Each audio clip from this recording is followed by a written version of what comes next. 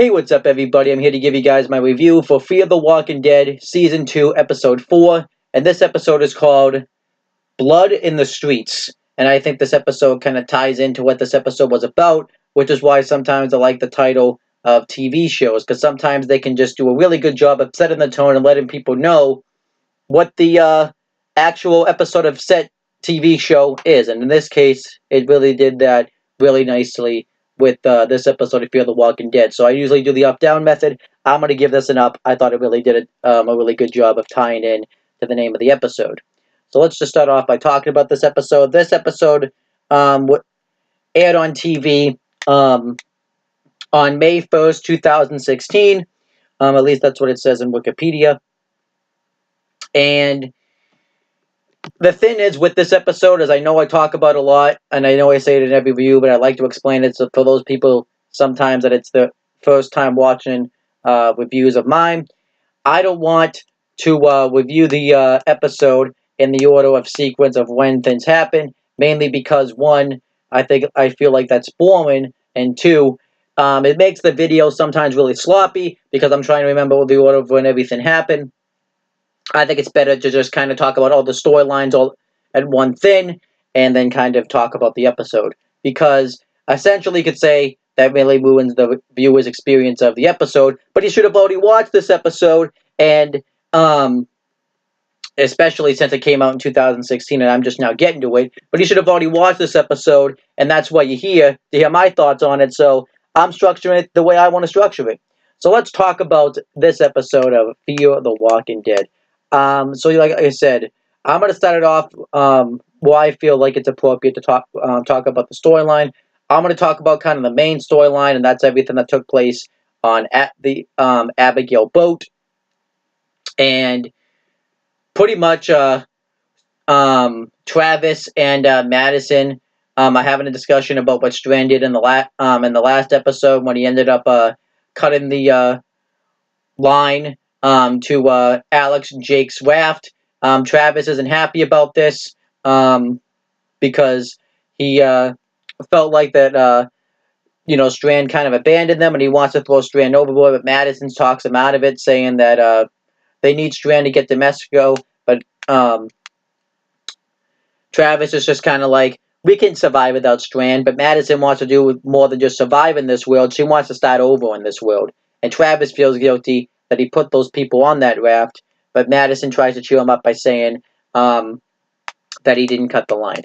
I like the scene. It kind of made Travis look like he still had some humanity in him. I liked it because Madison's sticking up for Strand, even though she probably agrees with Travis, but she knows they need Strand to get to Mexico because Strand is the key to getting into a better world. So I quite like this. I like this altercation. I'm going to give it an up. But now let's talk about the main storyline that took place, because that wasn't even the main storyline. Chris and Ophelia are having a talk about relationships and what their lives were like before the apocalypse, and talking about how their life. And Ophelia tries to give him some sense of hope that he could get a girlfriend in the apocalypse, which I thought was a nice scene. And then we see these people come in on a raft, and Chris is kind of like, should I shoot these people? Which I thought that was annoying. I'm going to give Chris a down because his stupidity caused the boat, caused everybody on the boat their doom. If you have to ask somebody if you should shoot them, that just kind of is a dead giveaway that these aren't going to be good people, and you were just really annoying by asking everyone to shoot them. So you get it down, Chris. But anyhow, let's continue talking about this. So Ophelia doesn't really give him much of an answer, and we pretty much I think, all knew as fans who these people were based off the first episode. Once you saw the pregnant woman and the two other guys and how they were on, he said that they were on a raft. So I kind of quite liked how Fear the Walking Dead didn't quite tell us who they were, and we see that the pregnant woman is having some complications with the baby because she's just bleeding.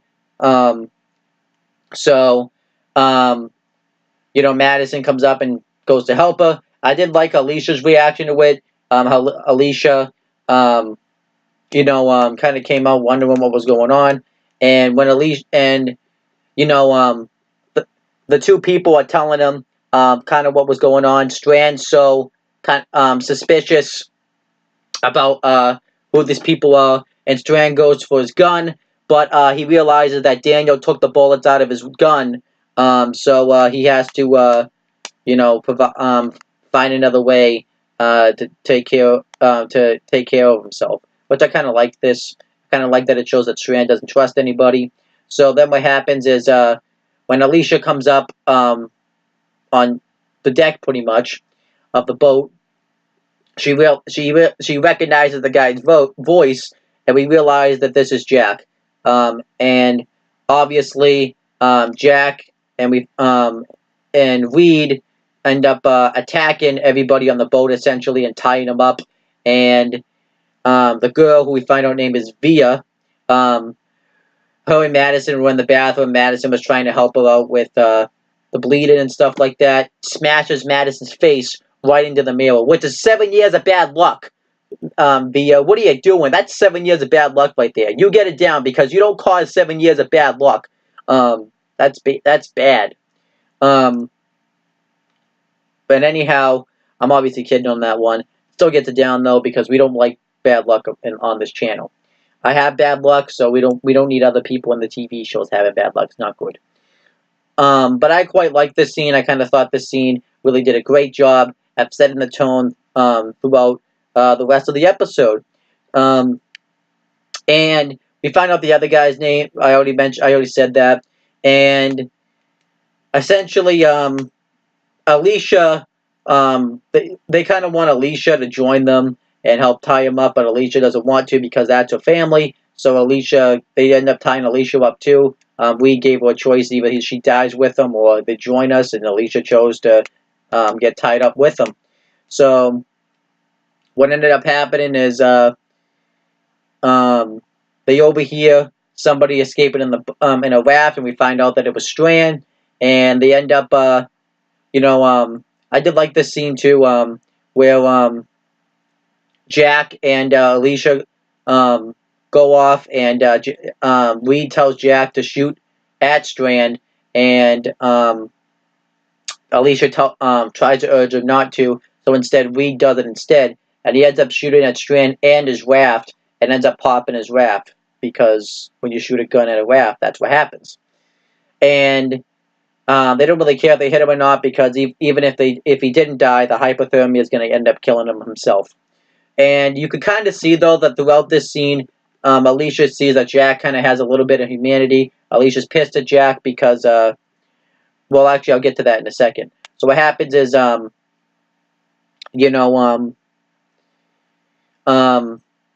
Via comes back upstairs with Maddie, who's been tied up and stuff, and we find out that Via was actually faking the baby troubles, because the blood was fake, which I kind of liked, which I thought was clever for the villains to kind of stage something like that, because nobody is going to say no to helping a pregnant woman in distress. I kind of quite liked that. And then the next thing that happens is Reed's asking for the keys to the boat, but they realize that the captain has the keys, and since Strand's the captain, they end up shooting at him. And Reed holds Chris at gunpoint. And I did like how he was being a dick to Chris, talking about how he was thinking that Alicia was his girlfriend, and asking where she was, and when they ended up going off, and he said that that's my sister. And then Reed was like, you're doing your sister. He didn't say you're fucking your sister. You're doing your sister. That's intense. I like that scene a lot. But then Travis says that he could probably hotwire or hijack the boat. I forget. Well, I think it would be hotwire would be the right one.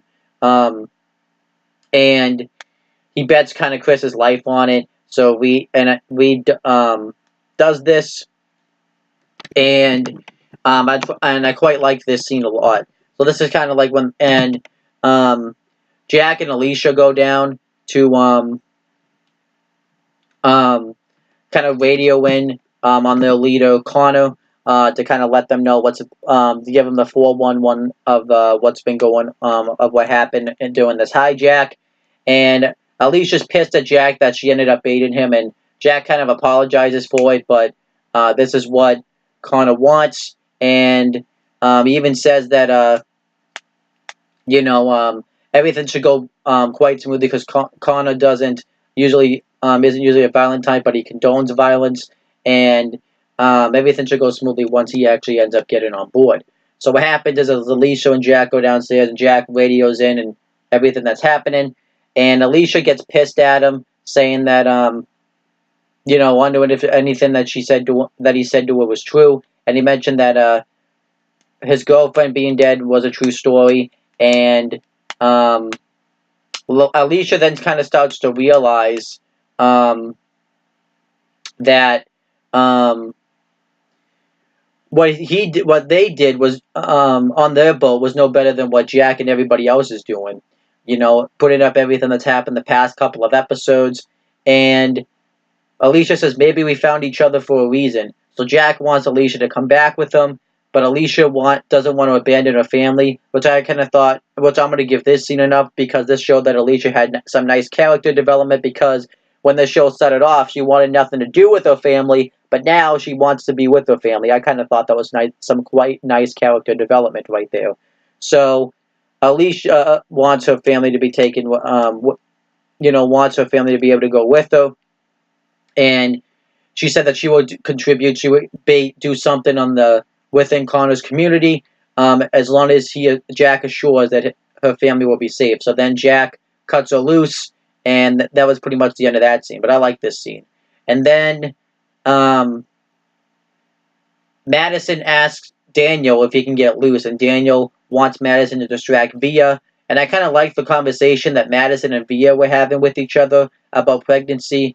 It's kind of like typical woman pregnancy stuff, but asking how old she is and stuff like that. But what kind of is unique is having this type of talks different in a zombie apocalypse because you don't have the type of technology that you would if you're just in the normal world where with the sex, when the baby's due and all that type of stuff.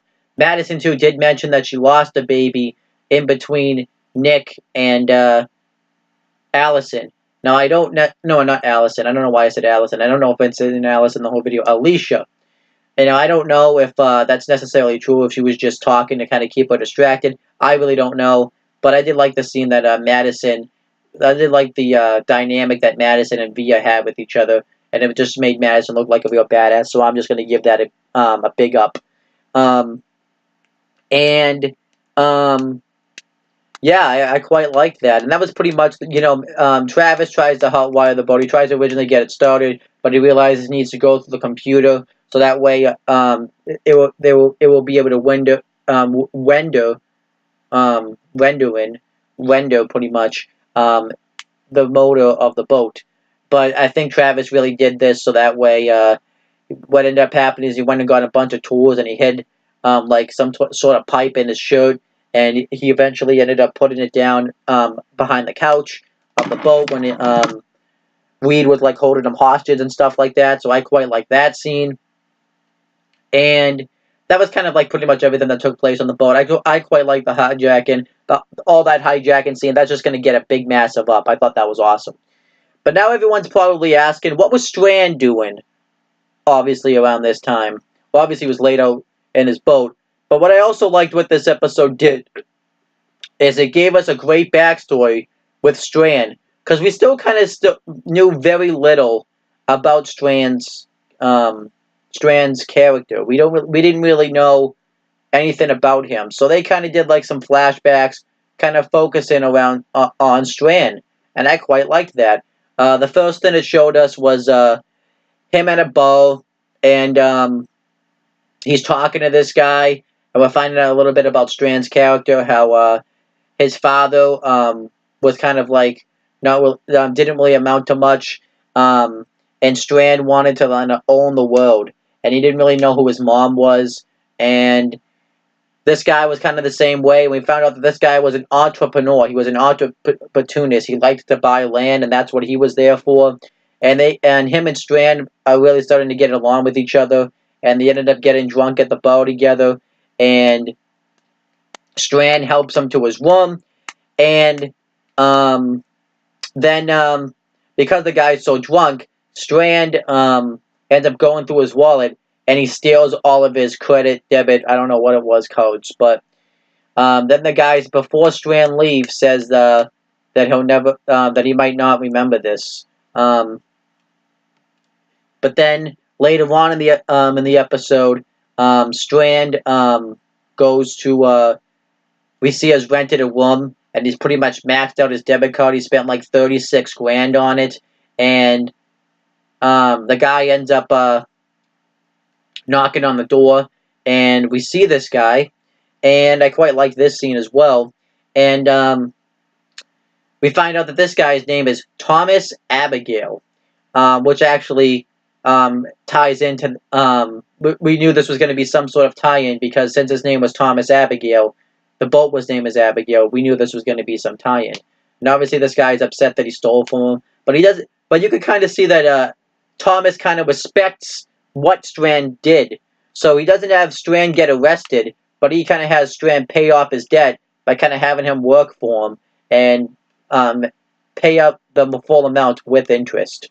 So we can kind of see that they start to work together. I even like the scene later on when Strand and Thomas end up sitting out at the at, I guess, their house. I don't really know what it was supposed to be.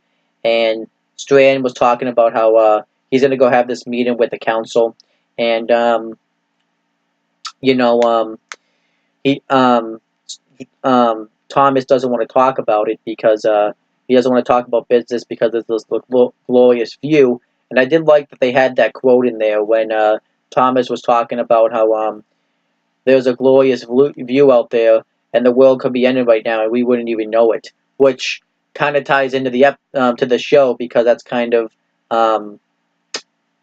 basically what Fear the Walking Dead's about. And you can kind of see that they're holding hands, and then later on in the episode, we pretty much had fully known that they were.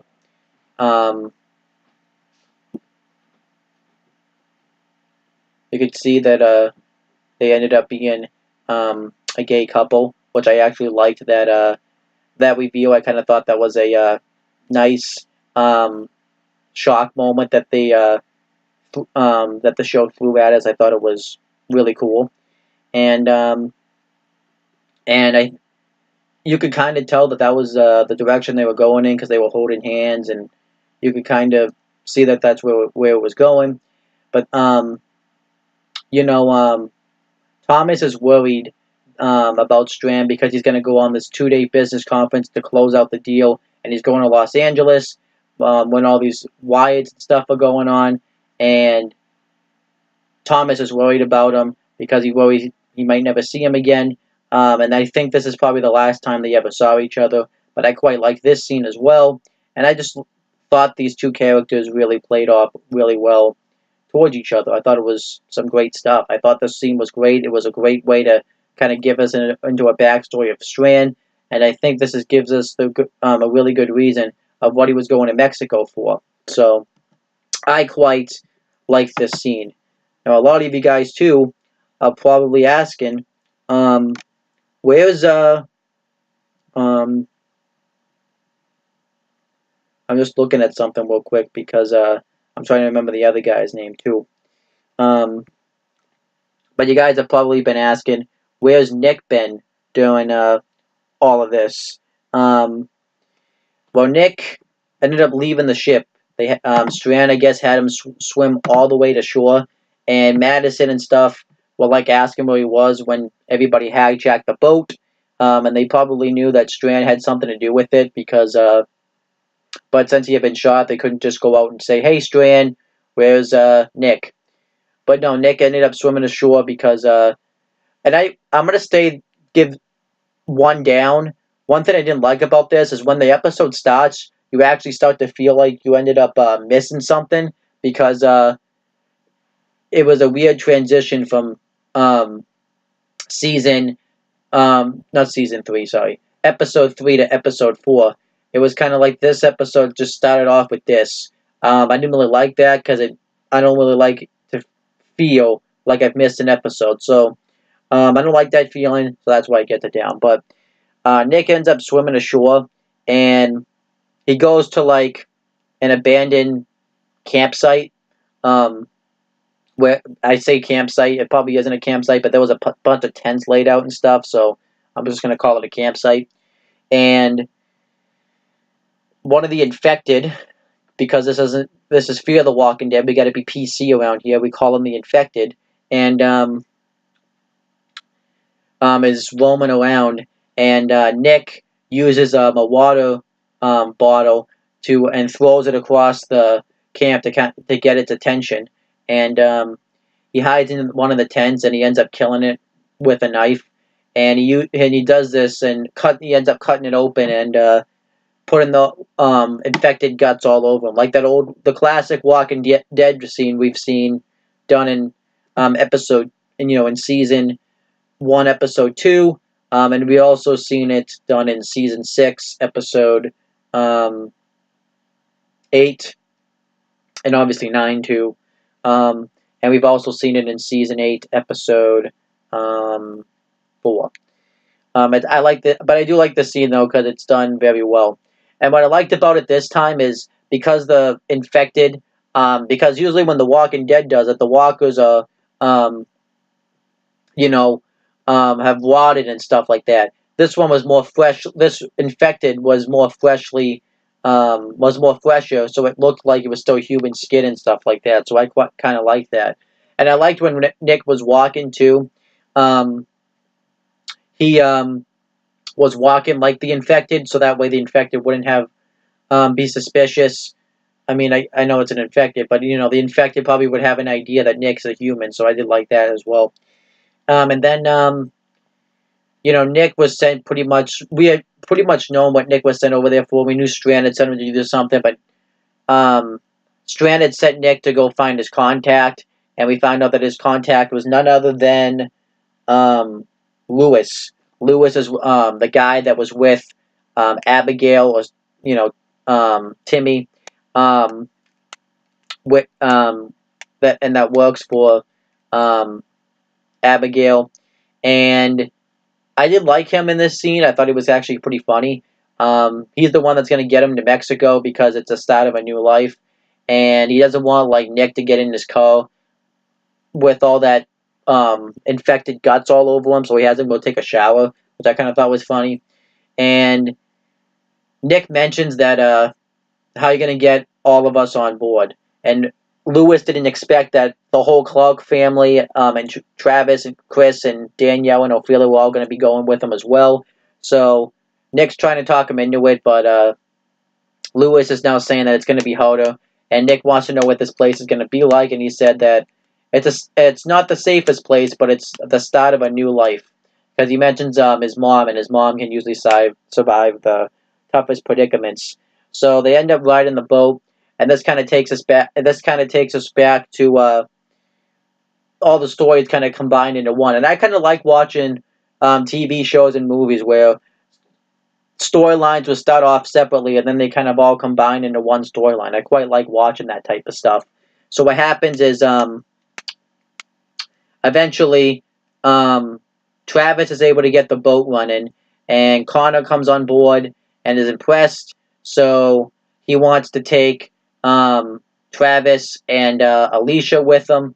So Madison isn't happy about this, but she gets hit and held at gunpoint, and Travis and Alicia end up leaving with Connor, Jack, and Via.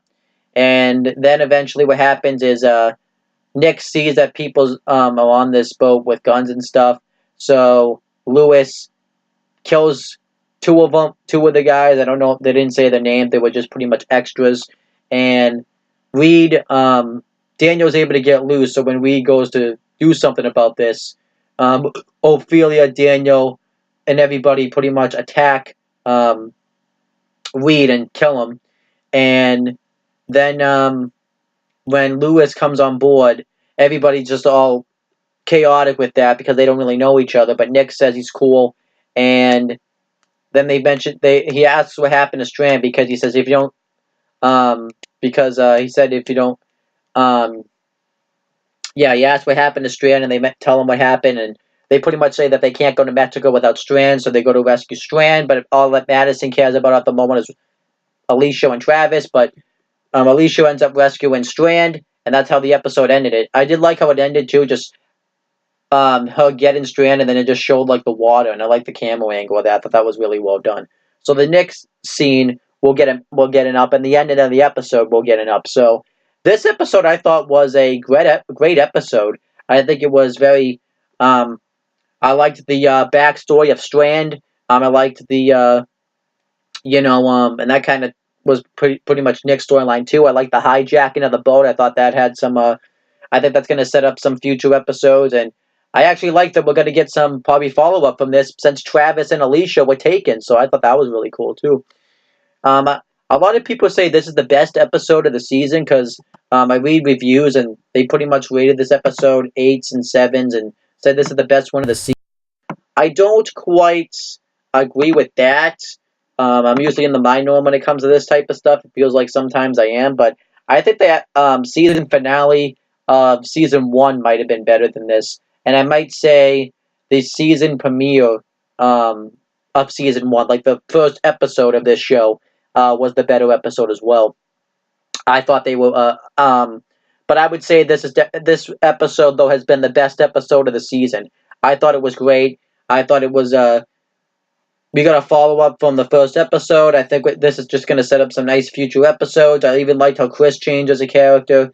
You saw Alicia kind of changing as a character, and I think this is just going to set up a lot of nice stuff for this show. So if I had to rate this episode, I'm going to give this episode a B+. I thought it was great, and I would say if you're gonna watch this episode, you definitely should give it a watch. What does kind of suck though is you definitely now could essentially just watch the first episode and then just watch this episode right afterwards. You really don't need to watch episode 2 and 3 because it's just kind of really nothing. But whatever. That's essentially the end of this video. I'm gonna go review one more, and then that will pretty much be and then I'll review more tomorrow. But that's pretty much it, guys. Please make sure you guys like, comment, and share this video so people will watch it. Make sure you guys subscribe to this channel for more content and click on the bell so that way every time I upload a video, you guys will get the notifications for it. That's pretty much it, guys. Talk to you later.